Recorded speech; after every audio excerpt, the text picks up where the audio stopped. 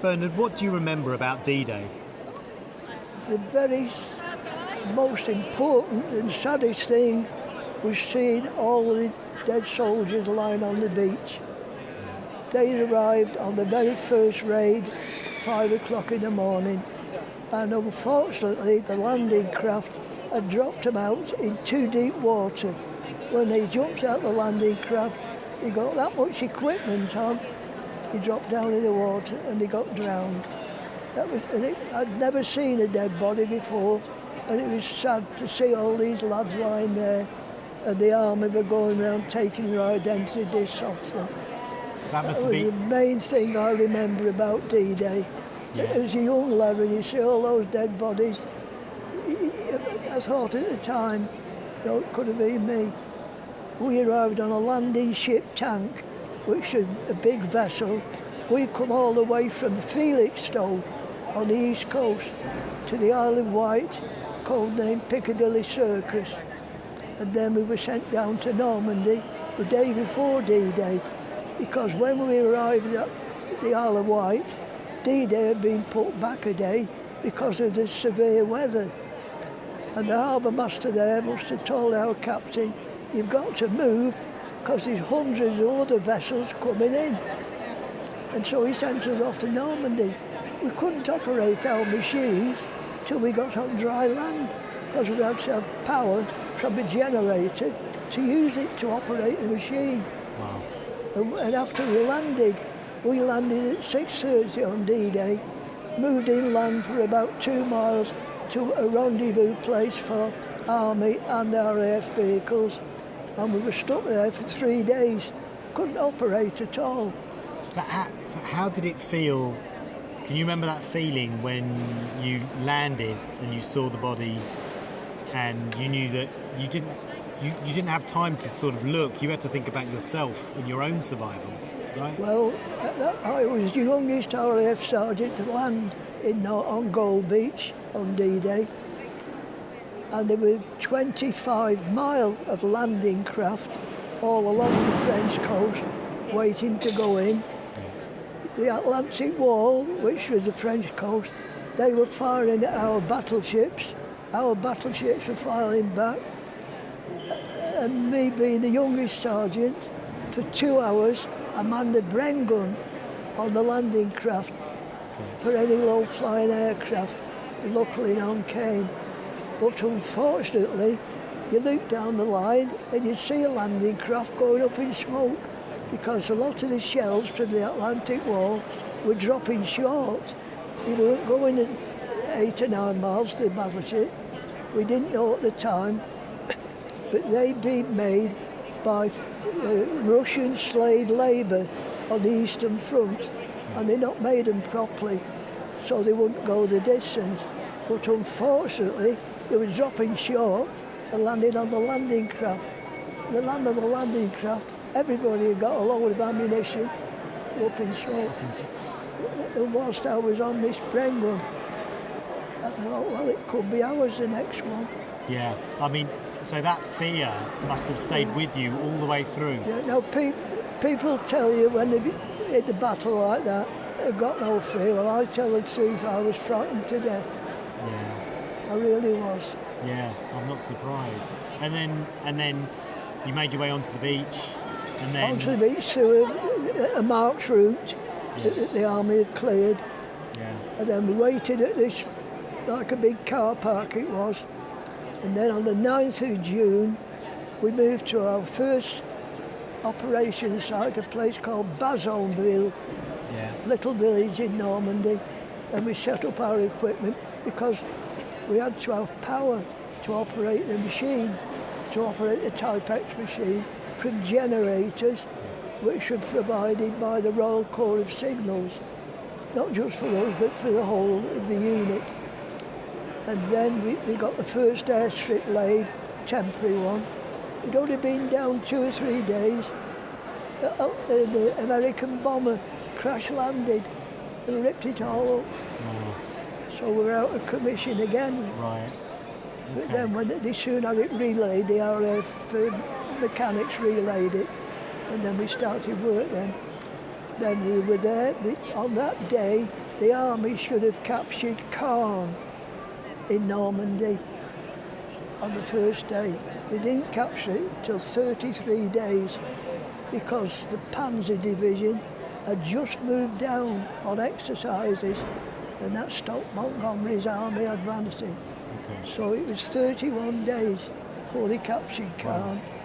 And then when they captured Caen, we moved down to a place called Village Beaucars.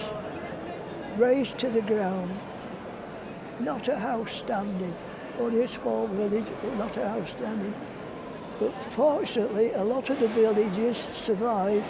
There was a big chateau nearby, and the villagers moved into the chateau. On the roof, they put blankets and painted a red cross on them. Wow. And they survived. And I've been to that chateau after the war. You've been back, I've right? been that, yeah. Okay.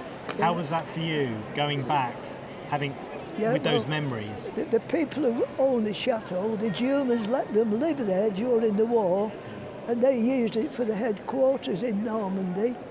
And I've spoken to the people living there, speak perfect English. She'd been to a boarding school in England, Oh, and she said the food they had was excellent. right. Of course, when the Germans moved out, our lads moved in. Okay. And then I went there a few years after. The lady's husband had died, and there was a man there. He came to the door, great big door, knocked on it. I said, "You speak good English?" He said, "What's your occupation?" The French ambassador in Washington. What? No, really? Wow. She had me in. And then he brought a girl, and she recorded. He didn't know about the war around there. And he had me recording all what happened there. Of course, I hadn't got my medals up. He said, "Oh, have you got no medals?" I said, "Yeah, but I don't wear them all the time." Yeah. Well, that night I was going back to a do in the Bayeux. And I went back to where he was living in Caen and brought me medals, and he took a photo of the medals. Do you remember everything vividly, it seems? Your memory hasn't faded at all. Because I kept a diary during the war. Okay. I can tell you what the weather was this day in 1944. Wow. I was in Holland at the time. Wow. Keeping a diary was a court-martial offence. Yeah. But I recorded all the movements of the unit. And if you got caught by the RAF police, you were court-martialed for keeping a concise diary. Had your stripes stripped off. But then, to serve your time, you were sent back to England. So you would miss the war. Right. So we didn't care if we got caught. Okay. Nobody got caught. And how? And I you've typed it all out on the computer. and so you've got it, and that helped you to remember it as well, typing it out. I give talks. Well, I couldn't give them during the COVID. I give talks at RAF stations. Yeah. And when I get there, somebody there and said, "Oh, have you got your notes?" I said, "Oh, I don't need any notes." I said, "I've done it. I do it in schools as well." Yeah. I said, "I've done it that many times."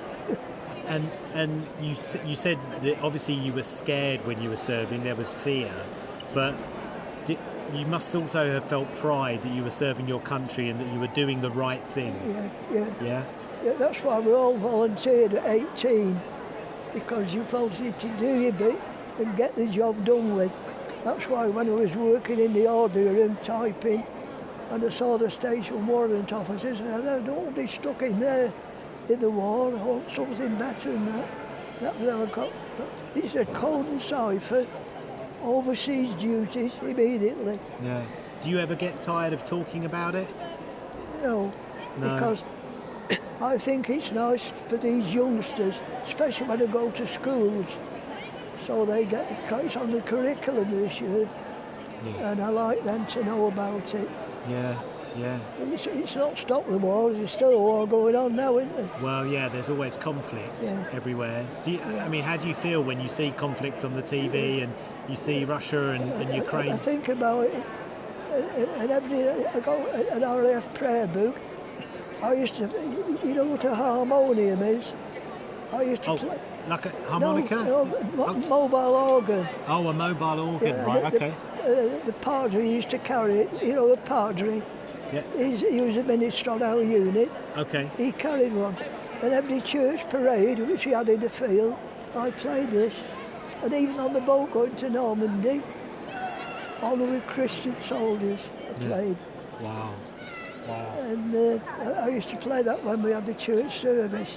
Yeah. And then later on in the war, there was a famous war song that the Germans had called Lily Marlene. You ever heard of it, Lily Marlene?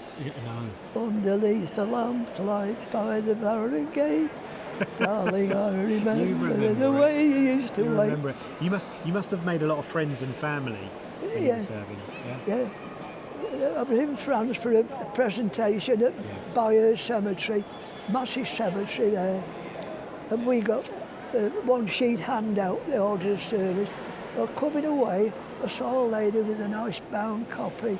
Of course, I collect everything. And I said, oh, do you mind telling me where I can get a copy like that? She said, you can have this. I said, oh, no. I said, I don't want yours. She said, I can soon get another. My husband was the chief clerk on Bayeux Council. No way. Wow. I said, I can get one. Okay. And so I went to her, my best French, you see. I Yeah. could speak French from school. Yeah. And she said, oh, you can have mine. I said, oh, you speak good English? And yes, I'm an English teacher. Well, yeah.